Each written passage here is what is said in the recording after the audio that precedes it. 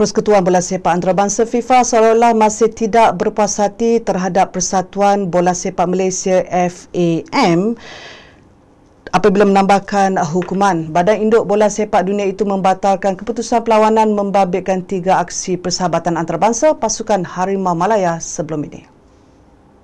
FAM memaklumkan hukuman terbaru itu diputuskan Jawatankuasa Tata Tertib FIFA yang bersidang pada Jumaat lalu berkaitan kes menurunkan pemain yang tidak layak. Ia membabitkan perlawanan Malaysia dengan Cape Verde di Stadium Bola Sepak Kuala Lumpur Ceras pada 29 Mei lalu yang berkesudahan seri 1-1.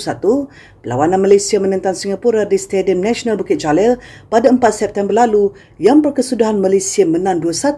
Serta Malaysia berdepan Palestin di Stadium Sultan Ibrahim Iskandar Puteri Johor pada 8 September dengan kemenangan Harimau Malaya 1-0.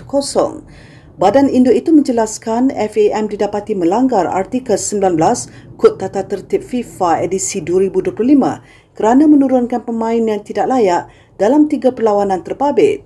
Jawatankuasa Tata Tertib FIFA membuat keputusan bahawa Malaysia diisytihar kalah dengan jaringan 3-0 pada ketiga-tiga perlawanan itu selain dikenakan denda RM51,414.